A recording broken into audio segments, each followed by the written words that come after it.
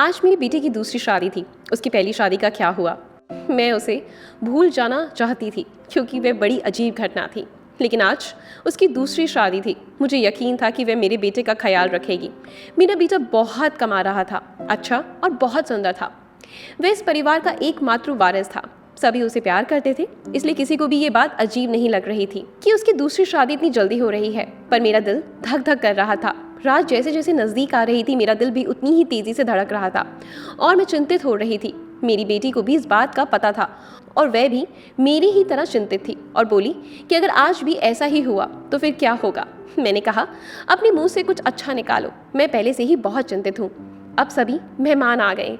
पिछली बार देश में एक महामारी के कारण इतने लोगों को आमंत्रित नहीं कर सके थे, लेकिन इस शादी में सभी रिश्तेदार बहुत उत्साह के साथ आए थे। इसलिए लोग पिछली शादी के बारे में ज़्यादा नहीं जानते थे और ये भी नहीं जानते थे कि ऐसा क्या हुआ कि उन्हें फिर से शादी करनी पड़ी।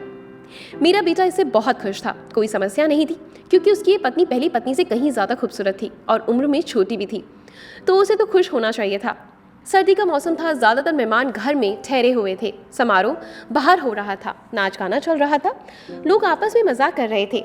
मैंने अपनी जेठानी से कहा, दुल्हन दूसरे शहर से आई है और बहुत थकी हुई है, मुझे लगता है उस दूल्हे के कमरे में नहीं भेजना चाहिए। मेरी जेठानी ने कहा, तुम्हें क्या हो गया है, उनकी अभी शादी हुई है और तुम हो कि उनकी रात खराब करना चाहती हो। मानती हूँ शादी ब्याह में थकावट हो जाती है, लेकिन नया खून है, कॉफ़ी शॉफ़ी पिला दो, फ्रेश हो जाएंगे और फिर सुबह रिसेप्शन भी तो है। मैं बोली, वह थक जाएगी बेचारी। मेरी जेठानी ने कहा कि आजकल कोई भी इतना नहीं थकता। लड़कियों को अपनी शादी करने का बहुत शौक होता है, उसे अपने बेटे के कमरे में भेज दो। अब रात के 12 बज गए हैं, सुबह उठकर तैयार भी तो होना है। मुझे नहीं पता था कि तुम इतना टाइम क्यों लगा रही हो।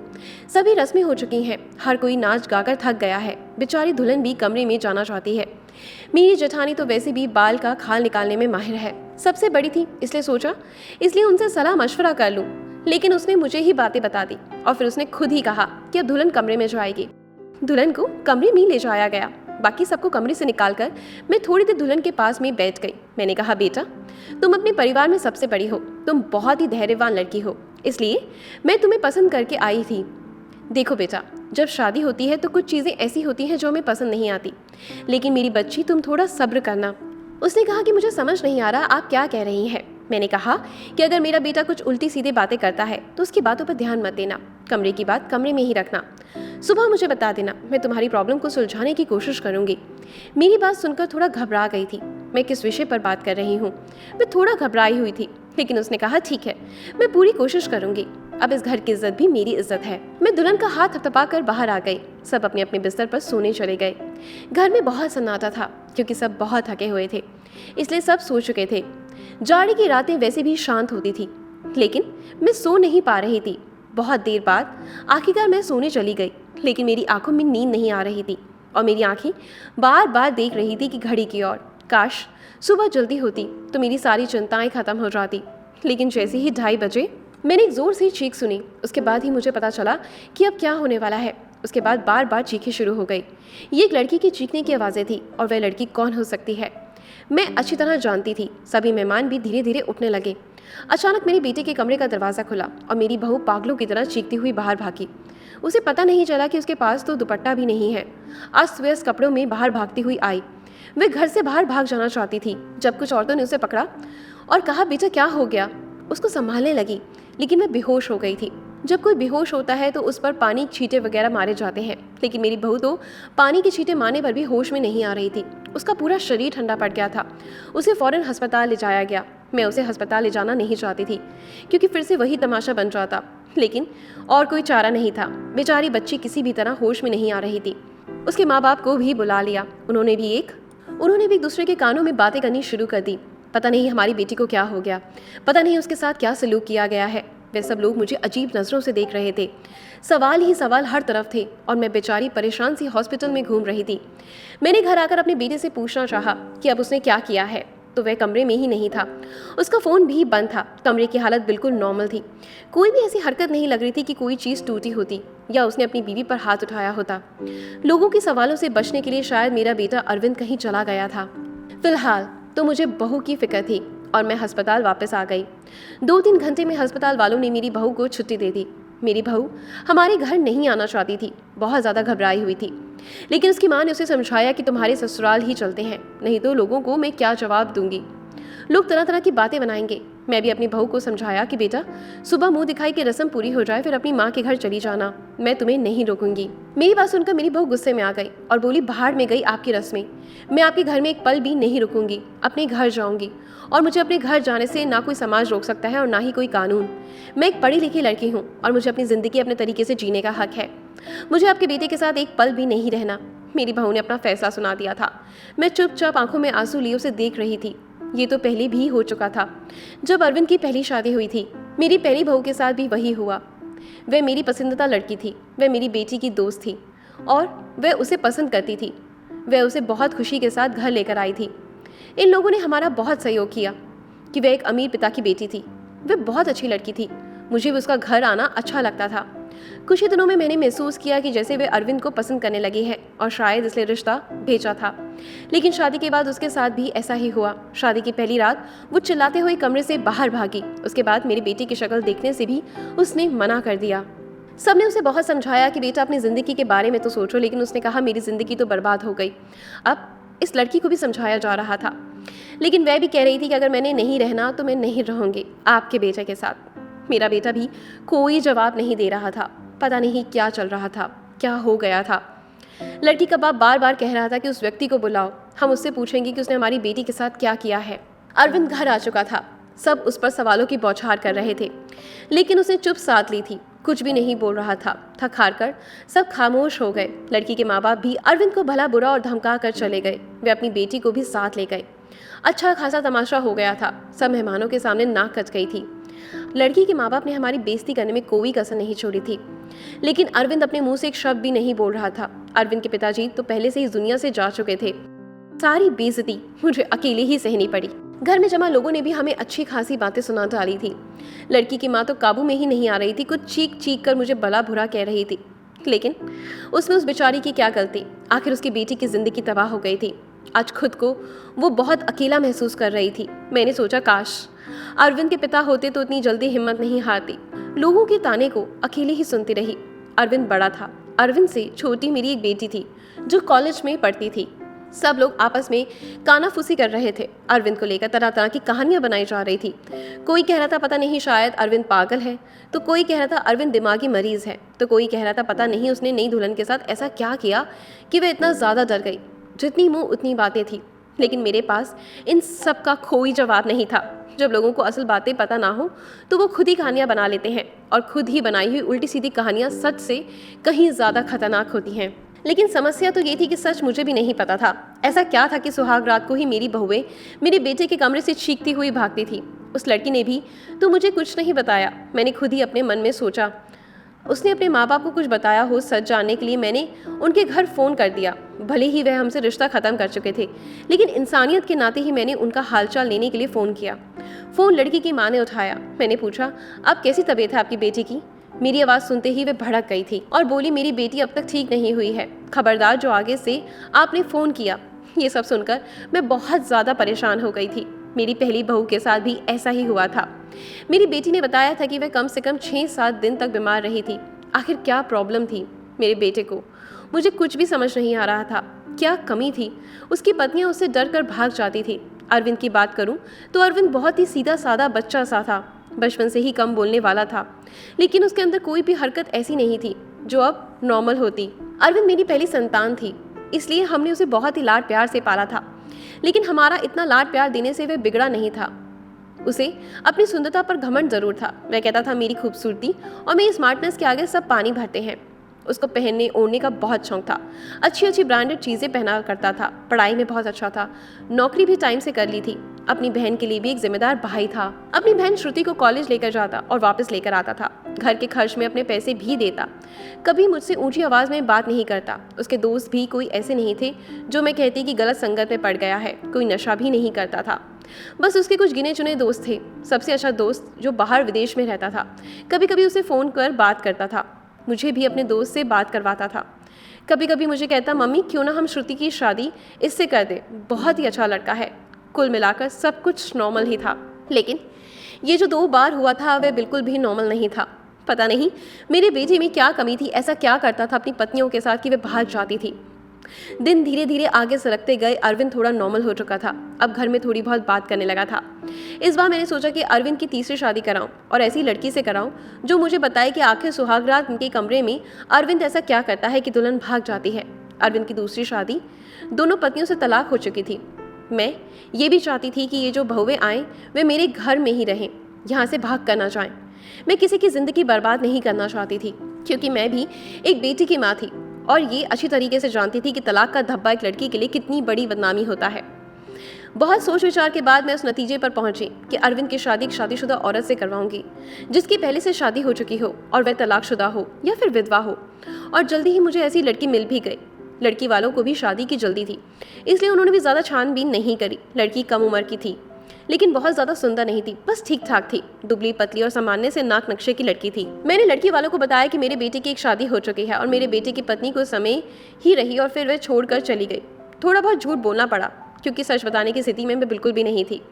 लड़की वाले शादी के लिए राजी हो गए। जब मैंने अरविंद को लड़की की फोटो दिखाई तो उसने शादी से साफ इनकार कर दिया। बोला मुझे शादी नहीं करनी, इतनी आमसी शक्ल की सूरत लड़की, मुझे इससे शादी बिल्कुल नहीं करनी। अरविंद की बात सुनकर मैंने उसे डांटते हुए कहा, चुप हो जाओ, जिस तरह की तेरी हरकतें हैं उन हरकतों के चलते तो तेरी कभी भी शादी नहीं हुई। लेकिन एक मामला सोचती हूँ, कब तक बैठी रहूंगी और तेरा ध्यान रखूंगी। मेरे जाने के बाद कोई ना कोई ऐसा हो जिसके साथ तू अपनी जिंदगी गुजार सके। बोलते बोलते मेरी आंखों में से आंसू आ गए। मेरी आंखों में से आंसू देख अरविंद चुप हो गया, शादी के लिए रजामंदी दे दी और उठकर कमरे से चला गया। कहीं ना कहीं अरविंद के दिल में चोर जरूर था, वह मुझसे नजरें चुरा रहा था। लेकिन इस बार मैंने भी तय कर लिया था कि मैं सच जानकर रहूंगी। मैंने पहले ही सोच लिया था कि इस बार लड़की को अपने भरोसे पर ले लूंगी, लेकिन उसे ये नहीं बताऊंगी कि पहले उसकी पत्नियां डर कर भाग गई थी। उसे प्यार से समझा दूंगी, उसे भरोसा दिलाऊंगी कि अगर कुछ ऐसी बात है तो मुझे बताए, मैं उस समस्या का समाधान करूंगी। इस बार शादी का जो प्लान था वो बहुत ही सादगी से किया गया था और फिर मैंने बहुत ही सादगी से अरविंद की शादी कर दी। लड़की का नाम रश्मि था, बहुत ही प्यारी बच्ची थी। मेरी बेटी ने मना भी किया था कि मम्मी रहने दे, भाई को भाई के हाल पर छोड़ दे, लेकिन मैंने उसे समझाया कि बेटा, लेकिन हो सकता है तेरे भाई के साथ कुछ मसला हो जिसे सुलझाना हमारा फर्ज है। खैर शादी निपट गई। इस बार मैंने ज़्यादा मेहमानों को नहीं बुलाया था। घर में कुछ ही मेहमान थे जो कि मेरा रिश्ता नहीं बल्कि मेरे कुछ जानने वाले थे। मेरी कुछ सहेलियां वगैरह थी और उनके परिवार वाले थे। रश्मि को मैं अरविंद के कमरे में ले गई और उसे बेड पर बिठाते हुए मैंने रश्मि का हाथ अपने हाथों में लिया और उसे हल्के से दबाते हुए बोली, रश्मि बेटा, तुमसे बहुत ही ज़रूरी बात करनी है, बहुत ही ध्यान से मेरी बात सुनो। रश्मि आश्चर्य से मुझे देखने लगी कि भला ऐसी कौन सी ज़रूरी बात है जो अभी करनी है। मैंने रश्मि को समझाते हुए कहा, बेटा, अरविंद शादी के लिए राज़ी नहीं था। बहुत ही मुश्किल से मैंने उसे शादी के लिए तैयार किया है। हो सकता है मेरा बेटा कुछ अजीबोगरीब हरकतें करे, हो सकता है तुम्हें डराने की कोशिश करे जिससे कि तुम छोड़कर उसे भाग जाओ, लेकिन बेटा तुम्हें डरना नहीं है। जो भी हो तुम्हें सब कुछ मुझे बता देना है, बस तुम्हें उसको डराने धमकाने में या उसकी बातों के आने में ज़रूरत नहीं है। रश्मि ने मेरी बातों को सुनकर हाँ में सर हिला दिया। मैं थोड़ी संतुष्ट हुई थी और रश्मि को आराम करने का बोलकर बाहर आ गई। मैं अपने कमरे में नहीं गई, मैं वहीं हॉल में सोफे पर लेट गई। श्रुति को मैंने उसके कमरे में भेज दिया कि तुम जाओ सो जाओ, बहुत रात हो चुकी है। श्रुति कमरे में जा चुकी थी, लेकिन जाते जाते उसने कहा था कि मम्मी जी, आप जो कर रहे हैं गलत कर रही हैं। आप भी हर समस्या का हल सिर्फ शादी ही समझती हैं। आपको किसी की बेटी की ज़िंदगी यूँ बर्बाद नहीं करनी चाहिए। श्रुति जा चुकी थी। मैं सोफे पर लेट कर दिल ही दिल में अपने भगवान को याद कर रही थी और दुआ मांग रही थी कि हे भगवान, ये रात अच्छे से बीत जाए। बहुत ही खामोशी थी, ऐसा लग रहा था जैसे तूफान से आने की पहले खामोशी हो। घड़ी की टिक टिक भी मेरे सर पर हथौड़े की तरह लग रही थी और मैं अपने भगवान को मनाने में लगी हुई थी। तभी वही हुआ जिसका मुझे डर था। रश्मि चीखते हुए बाहर आई थी और पागलों की तरह घर के बाहर भागना चाहती थी। मैंने जैसे तैसे करके उसे बाहर गेट से अंदर कर लिया। मैंने उसे जैसे जैसे समझाकर थोड़ा शांत किया। कुछ बोलने की स्थिति में नहीं थी। जब थोड़ा शांत हुई तो बदहवासी में बोली कि आपको अपने बेटे की पहली मेडिकल जांच करानी चाहिए थी। अगर आप ऐसा करा लेती तो आपको और मुझे ये दिन देखना नहीं पड़ता। रश्मि तो बहुत ही समझदार थी, उसके पास तो कोई दूसरा ऑप्शन भी नहीं था। वह तो हर हाल में शादी को निभाने की सोचती, लेकिन रश्मि ने भी इस रिश्ते को नहीं निभाया और वह अरविंद को छोड़कर चली गई। दूसरे दिन रश्मि के घर से फ़ोन आया अपने बेटे से कहकर हमारी बेटी को तलाक दिलवा दो, नहीं तो हम ये काम अदालत में भी कर सकते हैं। मैं सदमे की हालत में फ़ोन पकड़े सोफे पर बैठ गई। यानी कि अब अरविंद को कोई मजबूरी में ही अपनाने के लिए तैयार नहीं था। पहले मैं जो बहुएं लाई थी वे अमीर घराने की थी, सुंदर पढ़ी लिखी थी, लेकिन रश्मि तो विधवा थी, गरीब घराने की थी, बहुत ज़्यादा सुंदर भी नहीं थी। रश्मि को मैंने पहले से ही सब कुछ समझा दिया था, तभी तो इतना ज़्यादा बदहास हो गई थी। आखिर ऐसी क्या कमी थी मेरे बेटे में हम जो जेवरात दुल्हन को देते थे, दुल्हन के घर वाले शादी के दूसरे दिन ही वापस कर देते थे, तो दहेज भी नहीं लेती थी। फिर आखिर ऐसा क्या था? ऐसे खूबसूरत पढ़े लिखे और अमीर लड़के को छोड़कर भी लड़कियां भाग जाती थी। मेरा दिमाग सोच सोच कर फटा जा रहा था। कैसे पता लगाएं आखिर बात क्या है? अरविंद भी अपने मुंह से कुछ कहने को तैयार नहीं था। जब भी इस बारे में मुझे कुछ बात करने की कोशिश करती तो वो उठकर बाहर चला जाता, मुझे बात करने का मौका ही नहीं देता। लेकिन अब मैं हर वक्त अरविंद पर नज़र रखने लगी थी, उसकी एक एक हरकत पर ध्यान देती। शायद कुछ तो ऐसा सबूत मिले जिससे मैं सुराग लगा सकूं, सच जान सकूं कि आखिर सच्चाई क्या है। लेकिन उसके हाव भाव से कभी ऐसा लगा ही नहीं कि उसने कुछ नॉर्मल ना किया हो। एकदम नॉर्मल लड़कों की तरह था, जैसे और लड़के होते हैं। मुझे कोई भी रास्ता सुनाई नहीं दे रहा था। एक दिन तंग आकर मैंने अरविंद के दोस्त को फ़ोन लगाया, उसी विदेश में रहने वाले दोस्त को। मैंने उससे पूछा, नितिन, तुम अरविंद के इकलौते दोस्त हो जिसने अरविंद अपने दिल की सारी बातें करता है, मुझे अरविंद के बारे में कुछ बताओ। उसने अपने जीवन के बारे में तुम्हें ज़रूर कुछ ना कुछ बताया होगा। लेकिन ये सुनकर तो मैं बहुत हैरान हो गई कि उसने अपने दोस्त को अपने बारे में कुछ भी नहीं बताया था। और बस यही बात मुझे बहुत अजीब लगी। क्या उसने अपने दोस्त को नहीं बताया कि मैंने 3 बार शादी की है और मेरी 3 पत्नियां मुझे छोड़कर भाग गए हैं? लेकिन उसने ये बात अपने दोस्त को नहीं बताई, जो कि उसका सबसे अच्छा दोस्त था। ये मुझे काफ़ी अजीब लग रहा था, लेकिन शायद उसने नहीं बताया क्योंकि वह शर्मिंदा होना नहीं चाहता होगा। शादी के रात की पत्नी का भाग जाना, वो भी 3 पत्नियों का। धीरे धीरे 6 महीने और गुजर गए। घर में सब कुछ नॉर्मल चल रहा था, लेकिन अरविंद को लेकर मैं बहुत ज़्यादा परेशान थी।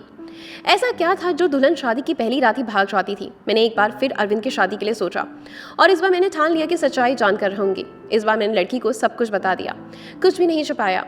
और लड़की भी ऐसी लाई जिसे शादी की सख्त ज़रूरत थी, क्योंकि ये लोग बहुत गरीब थे और उसके घर में उसके 2 छोटे भाई थे। मैंने कहा, तुम्हारे दोनों भाइयों की पढ़ाई की जिम्मेदारी मेरे ऊपर है और शादी में भी आप लोगों को कुछ खर्च नहीं करना पड़ेगा। लड़की को तो मैंने राज़ी कर लिया, लड़की के माँ बाप भी राज़ी हो गए। लेकिन मैंने ये बात लड़की के माता पिता को नहीं बताई, बस लड़की को ही बता दी थी। लेकिन मैंने शादी से पहले ही लड़की को सारी बातें समझा दी थी। पहले तो वो बहुत ज़्यादा डर गई थी, फिर खुद को संभालते हुए बोली कि कुछ भी हो, मैं शादी के लिए तैयार हूँ। अगर मेरे थोड़े से त्याग से मेरे भाइयों की ज़िंदगी बनती है तो उसमें बुराई क्या है? जो कुछ भी होगा उसे सहन कर लूँगी। और वैसे भी सारे समझौते औरतों को ही करने पड़ते हैं। लड़की, जिसका नाम सुमन था, भले ही गरीब घर की थी, लेकिन बहुत ही संस्कारी और समझदार लगी। दिल ही दिल में मुझे खुशी हुई कि अगर सुमन मेरी बहू बनती है तो मेरे घर में टिकी रहती है तो ये मेरे लिए बहुत ही सौभाग्य की बात होगी। संस्कारी होने के साथ साथ सुमन बहुत ही खूबसूरत भी थी। और इस बार शादी मंदिर में हुई थी, सब कुछ ठीक था। और हैरानी की बात यह थी कि रात गुजर चुकी थी और सुबह हो चुकी थी। सुबह होते ही मैंने कमरे का दरवाज़ा खटखटाया, लेकिन किसी ने दरवाज़ा नहीं खोला। मैं बहुत परेशान थी, कोई दरवाज़ा नहीं खोल रहा था। थोड़ी देर बाद कमरे की दूसरी चाबी लेकर आई और मैंने खुद दरवाज़ा खोला। कमरे के अंदर का दृश्य देखकर मेरी चीख निकल गई। मेरी बहू बेहोश पड़ी हुई थी। अरविंद कमरे में कहीं भी नजर नहीं आ रहा था, शायद बाथरूम में था। मैंने जल्दी से डॉक्टर को बुलाया। डॉक्टर ने कहा कि वह सिर्फ और सिर्फ डर की वजह से बेहोश हुई है, उसके शरीर पर किसी भी तरह की कोई चोट के निशान नहीं। अरविंद का चेहरा भी काफ़ी ज़्यादा चिंता में था। ऐसा लगता था कि जैसे वह भी परेशान है इन सब हालातों से। अच्छे से चेकअप करने के बाद और कुछ दवाइयाँ देकर डॉक्टर साहब चले गए थे। डॉक्टर ने कहा कि सुमन को जल्दी ही होश आ जाएगा। अरविंद भी तैयार होकर अपने ऑफिस के लिए निकल गया। मैं सुमन के पास ही बैठी रही। थोड़ी देर में सुमन ने आंखें खोल दी थी। होश में आते ही वे बाहर की तरफ भागी, ये कहते हुए कि मुझे यहाँ नहीं रहना, मुझे अपने घर जाना है, अपने मम्मी पापा के पास। मैंने सुमन का हाथ पकड़ लिया। सुमन, तुम ऐसा नहीं कर सकती। मैंने तो तुम्हें सारी सच्चाई बता दी थी, तुम मान भी गई थी, फिर तुम अब ऐसा क्यों कर रही हो? लेकिन सुमन मेरी कुछ भी सुनने को तैयार नहीं थी। रोते हुए बोली, आंटी जी मुझे माफ़ कर दो, मैं मजबूर हूँ, यहाँ नहीं रह सकती। आप बेफिक्र रहें, अपने मम्मी पापा को मैं कुछ नहीं बताऊंगी, सब कुछ हैंडल कर लूँगी। बस आप मुझे इस घर में रहने को ना कहें। लेकिन सुमन मुझे बताओ कि आखिर हुआ क्या है, मैं सच जानना चाहती हूँ। सुमन तुमने मुझसे वादा किया था कि तुम अरविंद की सच्चाई मुझे बताओगी। आंटी, अरविंद के बारे में मैं कुछ नहीं बता सकती। अगर मैंने अरविंद के बारे में कुछ बोला तो वो मुझे जान से मार देगा। मुझे अपनी जान की परवाह नहीं, लेकिन अरविंद मेरे भाइयों को भी नहीं छोड़ेगा। प्लीज़ मुझे जाने दें। उसकी आंखों में ऐसे बिनती के करुण भाव देखकर मैं उसे रोक ना सकी। सुमन चली गई थी। मैं इंतज़ार कर रही थी कि आप कुछ ही देर में सुमन के माँ बाप का फ़ोन आने वाला है, लेकिन ऐसा कुछ भी नहीं हुआ। शायद सुमन ने अपने माता पिता को कुछ नहीं बताया। अरविंद की 3 पत्नियों ने तो उसे दूसरे ही दिन तलाक की मांग करती थी, लेकिन समझ नहीं आया सुमन ने ऐसा कुछ भी नहीं किया था। उसका मतलब था सुमन अभी मेरे बेटे की पत्नी थी। मैंने सोचा कि अब मैं अरविंद का चेकअप करा के रहूंगी। अपने होशो हवास में तो अरविंद ऐसा कभी नहीं करने देता। इसलिए एक दिन मैंने अरविंद के खाने में नींद की दवाई मिला दी। अरविंद की गहरी नींद में जाते ही मैंने डॉक्टर को फ़ोन लगा दिया। डॉक्टर ने अरविंद के कुछ सैंपल्स लिए और ये बोलकर जैसे ही रिपोर्ट आती मैं आपको बता दूंगा, डॉक्टर चला गया। फिर मैं बेसब्री से अरविंद की रिपोर्ट का इंतजार करने लगी। अगले दिन डॉक्टर का फोन आया और उसने कहा कि अरविंद एकदम नॉर्मल है, उसकी सारी रिपोर्ट नॉर्मल है। ये सुनकर तो मेरे आश्चर्य की कोई सीमा ही नहीं थी। अगर अरविंद नॉर्मल है तो शादी की पहली ही रात उसकी पत्नियां क्यों भाग जाती हैं? सोच सोच कर मेरा दिमाग फटने लगा। कुछ सोचकर मैंने सुमन के पास गई। सुमन के माता पिता ने मेरी बहुत इज्जत की। शायद उन्हें सच्चाई का पता नहीं था। उन्हें लगता था कि मैं उनकी बेटी को घर ले जाने के लिए आई हूँ। मुझे देखते ही सुमन डर गई थी। वह हम लोगों के साथ ज़्यादा नहीं बैठी और अंदर कमरे में चली गई। मैं भी सुमन के पीछे पीछे उसके कमरे में आ गई। मुझे देखते ही सुमन बोली, आंटी जी, मैंने आपको पहले ही कहा था मैं आपके घर में नहीं रह सकती, फिर आप मुझे लेने क्यों आई? मैंने सुमन को बहुत ही प्यार से अपने पास बैठाया और उसके सामने हाथ जोड़ते हुए बोली, सुमन, मेरी उम्मीद की आखिरी किरण अब तुम ही हो। तुम ही मुझे बता सकती हो कि आखिर मेरे बेटे में क्या कमी है। एक मजबूर माँ तुमसे हाथ जोड़कर विनती करती है, प्लीज़ मना मत करना। मेरी आंखों में आंसू थे और मेरे जुड़े हुए हाथ लेकर सुमन ने मेरे हाथों को थाम लिया और बोली, आंटी जी, मैं मजबूर हूँ, प्लीज़ आप मेरे सामने हाथ मत जोड़ें। जब सुमन किसी तरह सच्चाई बताने के लिए राजी नहीं हुई तो फिर मैंने सुमन से कहा, ठीक है, तुम अपने मुंह से कुछ मत बताओ, मैं खुद अपनी आंखों से देख लूंगी, लेकिन तुम मेरी मदद तो कर ही सकती हो ना। तुम आज रात के लिए मेरे बेटे के कमरे में फिर से रुक जाओ, मैं सारी सच्चाई अपनी आंखों से देख लूंगी। पहले तो सुमन डरती रही, लेकिन मेरी बहुत समझाने पर मैं तुम्हारे साथ रहूंगी, तुम्हें कुछ नहीं होगा, वह मान गई थी। मैं सुमन को अपने घर ले आई। समझ के माता पिता ने बहुत ही खुशी से बेटी को विदा किया। एक बार फिर से सुमन को दुल्हन बनाकर मैंने अरविंद के कमरे में बिठा दिया। अरविंद को मैंने पहले ही फ़ोन कर दिया था कि सुमन घर आ चुकी है, तुम भी ऑफिस से जल्दी आ जाना, आज मैं घर पर नहीं मिलूंगी, तुम्हारी मौसी की तबीयत खराब है, वहाँ जा रही हूँ और रात वहीं रुकूंगी। मेरी बात सुनकर अरविंद ने सिर्फ हूँ में जवाब दिया और फ़ोन काट दिया। मैं अरविंद के कमरे में ही छुप कर बैठ गई। आज सब कुछ मैं अपनी आंखों से देख लेना चाहती थी। कुछ ही देर में दरवाज़ा खुला और अंदर कमरे में अरविंद दाखिल हुआ। उसने एक नज़र सजी सवरी बैठी सुमन पर डाली थी और बिना कुछ कहे बाथरूम में घुस गया। सुमन डरी सहमी बैठी थी, जैसे ही अभी उठकर भाग जाएगी। मैं भी सांस रोके आने वाली सिचुएशन के लिए खुद को तैयार कर रही थी कि तभी अचानक बाथरूम से किसी औरत की चीखने की आवाज़ आने लगी। आवाज़ें सुनते ही सुमन बेड से उतरकर नीचे खड़ी हो गई और डर से वो थर थर काँप रही थी। मैं भी हक्का बक्का होकर खड़ी हो गई थी। अंदर तो अरविंद गया था, फिर ये औरत की आवाज़ें क्यों? तभी अरविंद बाहर निकला और अरविंद को देखते ही मैं बेहोश होते होते बची।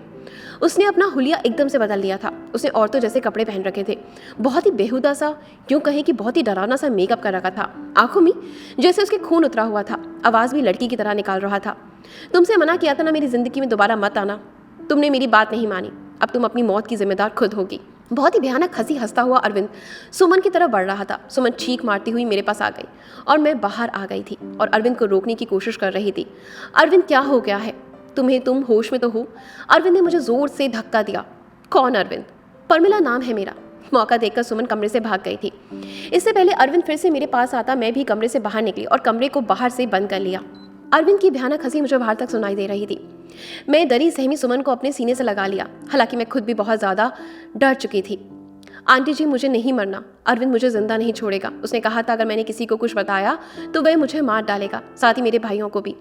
मुझे और मेरे भाइयों को बचा लो आंटी जी, कुछ नहीं होगा। सुमन, शांत हो जाओ, मैं सब कुछ संभाल लूंगी। मेरे दिमाग ने अभी थोड़ा काम करना शुरू किया तो सबसे पहले ख्याल मेरे दिल में यही आया कि शायद अरविंद पर किसी भूत का साया है। सुमन को मैंने रूम में सुलाया था। सुबह उठते ही सबसे पहले मैंने अपने फैमिली डॉक्टर को फ़ोन किया। 8 बजे डॉक्टर हमारे घर पर थे। मैंने उन्हें सारे हालात से अवगत कराया। साथ ही मैंने डॉक्टर से ये भी कहा कि मुझे लगता है अरविंद पर किसी भूत का साया है। मेरी बात सुनकर डॉक्टर ने कहा, मुझे नहीं लगता, ये किसी भूत का साया नहीं, मुझे तो अरविंद एक दिमागी मरीज लगता है, उस पर पागलपन के दौरे पड़ते हैं। ऐसे मरीज किसी मूवी या किसी कहानी में डूब जाते हैं, उसी के कैरेक्टर में खुद को उतार लेते हैं। लेकिन आप टेंशन ना लें, इस मर्ज का इलाज है। अपनों के प्यार से और कुछ दवाइयों के जरिए मरीज ठीक हो जाता है। थोड़ा टाइम लगता है बट मरीज बिल्कुल पूरी तरीके से ठीक हो जाता है। नई दुल्हन को देखकर अरविंद पर पागलपन के दौरे पड़ते हैं और ये दौरे अरविंद को क्यों पड़ते हैं इसका सुराग उसके कमरे में ही मिलेगा। एक बार सुराग हाथ लग जाए तो उसका इलाज हम अच्छे से कर सकेंगे। डॉक्टर मुझे तसल्ली देकर चले गए। सुमन जाग चुकी थी, रात से थोड़ा सामान्य लग रही थी। मैंने उसे नाश्ता कराया। नाश्ता करते हुए सुमन बोली कि मुझे लगता है कि अब मुझे घर चलना चाहिए। सुमन के सर पर प्यार से हाथ फेरते हुए मैं बोली, सुमन बेटा, सबसे पहले तो तुम मुझे आंटी कहना बंद करो, तुम मुझे मम्मी जी कहो। और दूसरी बात, अब यही तुम्हारा घर है। इतना सब कुछ अपनी आंखों से देखने के बाद भी आप ये सब कैसे कर सकती हैं? सुमन ने हैरानी से पूछा। मैंने तुमसे कहा, अभी डॉक्टर से मेरी बात हुई, अरविंद बिल्कुल ठीक हो जाएगा, बस उसे थोड़े से प्यार और थोड़ी सी देखभाल की जरूरत है जो हम दोनों मिलकर उसे देंगे। मेरा यकीन करो, अरविंद बहुत ही अच्छा लड़का है, तुम्हें भी बहुत प्यार से रखेगा। मुझे बहुत देर तक समझाने पर उसने अपने माँ बाप के हालात को देखते हुए सुमन राजी हो गई। मैंने बहुत ही प्यार से सुमन से कहा, सुमन बेटा, अब तो एक बार मुझे मम्मी जी कहो। और सुमन ने मुस्कुराते हुए मुझे मम्मी जी कहा था, जिसे सुनकर मेरे दिल में ठंडक उतर गई थी। मुझे उम्मीद की किरण नजर आई थी। मेरा बेटा ठीक हो जाएगा, उसका भी घर बच जाएगा। 10 बजे के करीब अरविंद के दरवाजे पर खटखट की आवाज़ आई। मैंने अपने हाथों से दरवाज़ा खोला। सुमन को मैंने अपने कमरे में भेज दिया। अरविंद एकदम तरोताज़ा तैयार खड़ा था। मुझे देखते ही नाराज़गी से बोला, क्या मम्मी जी, मेरा दरवाज़ा बाहर से बंद करने को किसने कहा? मुझे ऑफिस के लिए लेट हो रहा था। अरविंद एकदम नॉर्मल ही बात कर रहा था। पता नहीं बेटा कैसे बंद हो गया। चलो तुम नाश्ता कर लो। मैंने उस पर कुछ भी जाहिर नहीं किया। अरविंद ने नाश्ता किया और ऑफिस के लिए निकल गया। अरविंद के ऑफिस निकलते ही सबसे पहले मैं अरविंद के कमरे में गई और उसकी तलाशी ली। मुझे ज़्यादा मेहनत नहीं करनी पड़ी। उसके सामने ही बेड पर मुझे कुछ किताबें दिखी। सुमन भी अब मेरे पास आ चुकी थी। सारी किताबें सेम थी। सब किताबों में एक ही उपन्यास था जिसमें कोई परमिला नाम की लड़की थी। शादी की रात उसके पति ने उस कमरे में धक्के देकर बाहर निकाल दिया था और अगले ही दिन दूसरी दुल्हन ले आया था। प्रमिला धीरे धीरे दिमागी मरीज बन गई थी। दुल्हन को देखते ही उस पर दौरे पड़ने लगते थे। अब तो किसी शादी में दुल्हन को देखती तो उसे मारने के लिए भागती थी। प्रमिला के ससुराल वालों ने उसे पागल घोषित कर दिया और उसके मायके भेज दिया। दुल्हनों को देखकर प्रमिला का पागलपन कम नहीं हुआ और प्रमिला के कैरेक्टर में ही अरविंद ने खुद को उतार लिया। मैंने डॉक्टर को फ़ोन करके सारी बातें बताई। डॉक्टर ने कहा, आप लोग बिल्कुल भी ना घबराएं, कुछ दवाइयाँ दूंगा और जो भी उपन्यास अरविंद पढ़ता है वे सारी किताबें आप रूम से बाहर निकाल दें। धीरे धीरे प्यार से अरविंद को समझाना पड़ेगा और उस प्रमिला के कैरेक्टर से निकालना पड़ेगा। धीरे धीरे डॉक्टर की दवाइयों से और सुमन और मेरी मेहनत से अरविंद ठीक होने लगा था। सुमन अरविंद के सामने सिंपल सी रहती थी, कोई भी श्रृंगार नहीं करती। अरविंद के व्यवहार में बहुत बदलाव आने लगा। उसकी आंखों में मैंने सुमन के लिए प्यार देखा था। सुमन कहीं भी जाती, अरविंद की निगाहें उसका पीछा करती। अरविंद का इलाज चलते चलते 3 महीने हो चुके थे। सुमन ने जिस मेहनत और लगन से मेरा साथ दिया था उसकी मैं कायल हो गई थी। मैं बहुत ही अच्छे कर्म किए होंगे जो मुझे सुमन जैसी बहू मिली। सुमन अभी भी मेरे साथ मेरे कमरे में ही सोती थी, लेकिन आज मैंने सोच लिया था कि सब कुछ फाइनल हो जाना चाहिए। मुझे पूरा विश्वास है कि अब अरविंद बिल्कुल ठीक हो चुका है। मैंने सुमन से कहा, सुमन आज तुम्हें आखिरी कदम और उठाना पड़ेगा, इसके बाद तुम्हारी जिंदगी में खुशियां ही खुशियां होंगी। सुमन ना समझी से मेरी तरफ देखने लगी। फिर मैंने उसे समझाया कि सुमन आज तुम्हें दुल्हन बनकर अरविंद के कमरे में बैठना होगा। मेरी बात सुनकर सुमन डर गई थी, लेकिन फिर जल्दी ही संभल गई। शायद उसे भी यकीन था कि अरविंद अब ठीक हो चुका है। वह भी अरविंद के प्यार भरी नजरों को समझ चुकी थी। सुमन, तुम्हें डरने की कोई जरूरत नहीं, तुम दरवाज़ा खुला रखना। दरवाजे के बाहर ही खड़ी रहूंगी जब तक कि तुम दोनों के बीच सब कुछ ठीक नहीं हो जाता। जैसे ही तुम्हें कुछ गलत लगे तुम फौरन बाहर भाग कर आना। रात को अरविंद के आने से पहले ही सुमन को दुल्हन की तरह सजाया। अरविंद के बेड को भी बहुत ही खूबसूरती से सजाया था मैंने। अरविंद के आने का टाइम हो गया था। मैंने सुमन को सजे सजाए बेड पर बिठा दिया और बाहर आ गई। थोड़ी देर में अरविंद आ चुका था। खाना खाते हुए अरविंद की निगाहें इधर उधर कुछ ढूंढ रही थी। मैं समझ गई थी कि अरविंद किसे ढूंढ रहा है, लेकिन मैं अनजान बनी रही। कुछ देर में अरविंद खुद ही बोला, मम्मी सुमन कहीं दिखाई नहीं दे रही, क्या कहीं गई हुई है? मेरे बोलने से पहले ही श्रुति बोल पड़ी, भैया भाभी तो आपके रूम में ही है। इससे पहले श्रुति अपनी बात पूरी करती मैंने उसे चुप करा दिया। मैंने मुस्कुराते हुए कहा, अरविंद तुम पहले खाना खत्म करो और बाद में अपने कमरे में जाओ, तो तुम्हें अपने सवाल का जवाब मिल जाएगा। खाना खाने के बाद अरविंद अपने कमरे में चला गया। मेरा दिल जोरों से धड़क रहा था, पता नहीं अब क्या होने वाला है। हे भगवान, सब कुछ ठीक हो। मैं भी अरविंद के पीछे पीछे चली और बाहर गेट पर ही रुक गई। मैं अंदर कान लगाकर सुनने की कोशिश कर रही थी कि अंदर सब कुछ ठीक तो है। खड़े खड़े मुझे काफ़ी देर हो गई थी, लेकिन अभी तक अंदर शांति थी। कुछ ही देर में मुझे सुमन और अरविंद की सरगोशियाँ सुनाई देने लगी, प्यार में डूबी सरगोशियाँ, और मैं मुस्कुरा दी। मेरे अंदर तक सुकून उतर आया। मनी मन मैंने भगवान को धन्यवाद दिया और अपने कमरे में आकर सुकून से लेट गई। सुबह मेरी आंख देर से खुली। जल्दी जल्दी उठकर किचन की तरफ भागे तो सुमन को किचन में पहले से मौजूद पाया। मुझे देखकर सुमन के चेहरे पर मुस्कुराहट आ गई। सुमन की झुकी हुई नजरें और शर्मीली मुस्कुराहट से ही मैं पहचान गई कि सब कुछ ठीक है। मैंने प्यार से सुमन के माथे को चूमते हुए कहा, सुमन बेटा तुम इतनी सुबह किचन में क्या कर रही हो? सुमन थोड़ा शर्माते हुए बोली, मम्मी जी अरविंद को कॉफ़ी चाहिए, वही बना रही हूँ। सुमन को कॉफ़ी बनाता छोड़कर मैं बाहर हॉल में आ गई और सोफे पर बैठकर मैंने अपनी आंखें बंद कर ली। आज मेरे अरविंद और सुमन के जीवन में खुशियाँ ही खुशियाँ थी। भगवान मेरे परिवार को किसी की नज़र ना लगे। धन्यवाद दोस्तों।